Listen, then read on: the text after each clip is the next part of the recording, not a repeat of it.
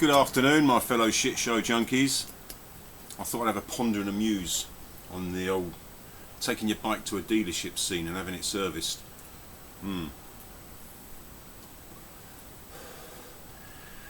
We've all been there, I guess, at some point in our biking career, and I think more so these days than in days past. It makes you nervous. How many forum posts have we seen from those that have been through the process and will no longer trust their pride and joy to a dealer? I wouldn't let anyone near my bike. I do it all myself these days. And then you hear the horror stories from minor to major. Like, you get two threads the same, but one's a longer bolt than the other, and the guys doing the job managed to put them back in the wrong way round.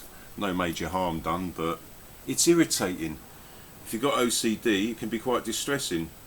Somebody had it done recently. He found that they put the fairing screws back in, all higgledy-piggledy. Long ones in the short holes, short ones in the long holes. Yeah, it's aggravating. If you find it, you swap them back round, no harm done. But then you get into engine casings where the same sort of thing's done. God forbid they use an impact gun. Oh my God. See, I'm actually not that clued up on the impact gun thing. Is it something that any respectable mechanic would not go near with a barge pole when doing up bolts and nuts and stuff? I mean, some bolts you don't have to do to a torque setting. They may have a torque setting for them, but an experienced mechanic knows by feel. If it's not a critical bolt or critical nut, you can get away with doing it by feel. If it's something critical, then you get the torque wrench out and you do it properly. But you do hear these stories of mechanics just doing them all up with an impact gun, like zap, zap, zap, zap. And if they don't shear them off straight away, they damage or weaken them. So weeks or months later down the road, somebody has to take the engine casings back off again and starts to undo these over-tightened bolts and just shearing them all off one up. What the fuck? What the fuck happened to that one? Oh my God, that's number 3. Because the previous wanker used an impact gun. So yeah, horror stories abound. So it is nerve-wracking.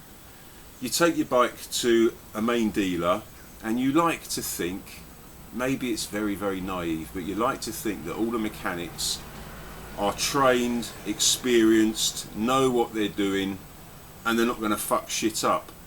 But nonetheless, you hear these stories from main dealers. BMW main dealers, Ducati, whoever, Kawasaki, any of the makers. It's not down to one brand, one mark. It happens across the board.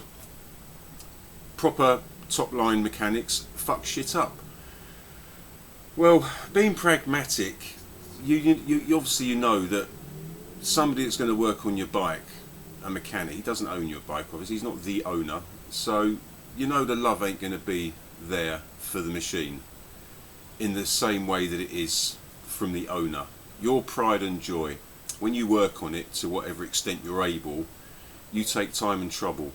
I mean, you're not working to a clock, are you? You're not on a £50 an hour or £70 an hour scheme. So you take your time. You have a cup of coffee when you feel like it, you relax, you chill out, you don't get stressed, you try not to. Mechanic is working to a time schedule and it's not their bike. So obviously the possibility is there for shit to go south to some degree or other. And I'm not saying that all mechanics are completely lackadaisical, laissez-faire, don't give a fuck, I'll chip a piece out of that, I don't give a fuck, I'll scratch the paint, never mind, he won't notice it. Obviously those kinds of mechanics do exist, but you'd like to think the ones at the higher end of the game are a little bit more careful, but they don't love the machine, it's not their bike. So it's not going to be done to the same standard as you would do it yourself. That doesn't mean to say that they're not capable of absolutely flawlessly dismantling stuff, doing a job and then putting it all back together again, and it's absolutely 100% tickety-boo. But you don't know, do you? You don't know for sure. You don't know the guy working on your bike, you don't know his background, you don't know what training he's had, you don't know how innately talented he is, because obviously you can train two mechanics to exactly the same standard, but one will be better than the other because they have an innate understanding of that kind of shit. They got a feel for it. whereas the other guy might be feelless. So yeah, it's nerve-wracking. So my bike's going into Barnstormers Alton on Wednesday. It's having some major surgery.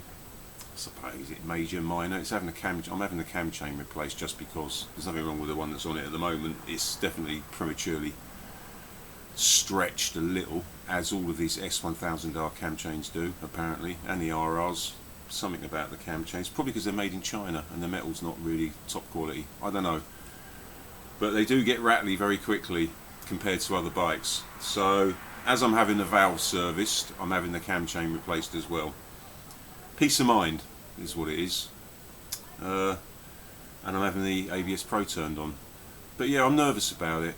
I'm nervous that they're going to take the bike apart, do the work, put it all back together again. I'm going to take it away and it ain't going to run like it ran before. What do you do? I mean, it's all very well these guys saying, I do all the work myself now, I wouldn't let anyone touch my bike. That's all well and good if you've got a nice garage with a full set of tools. Back in the day, you could do a complete job with a set of tools from Halfords. You could do it. Now you can't. You have to buy specialist tools depending on what bike you own. Those Halford tool set days are long gone, unless you've got a very, very old bike. But with all the electronics on them now, and all the electronic gizmos, and the way they have to shoehorn everything into such a tiny, cramped little space, the amount of specialist tools you need, oh my fucking god. This is why you pay people to do it, because if you're talking just in pure financial terms, it's as expensive to buy all the tools that you may only use once in that bike's life as it is just to pay a fucking mechanic to do it. So you're onto a hiding for nothing. So yeah, some people can do the work themselves, but they're very, very rare. Most of us have got no choice but to suck it up, to suck up that dealer experience. So Barnstormers at Alton, they're having my bike.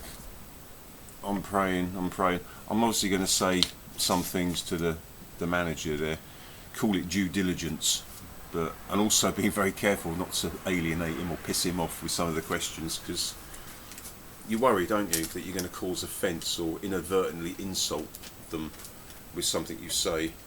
So I've got here, no impact gun, exclamation mark. So I'll make that a jokey thing.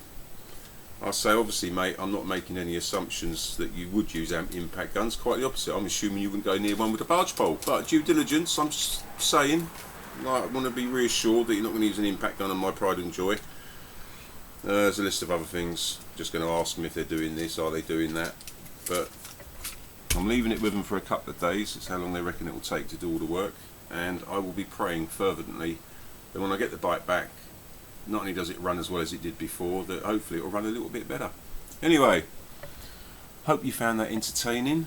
It wasn't a rant, it was just, as I said at the beginning, pondering and musing.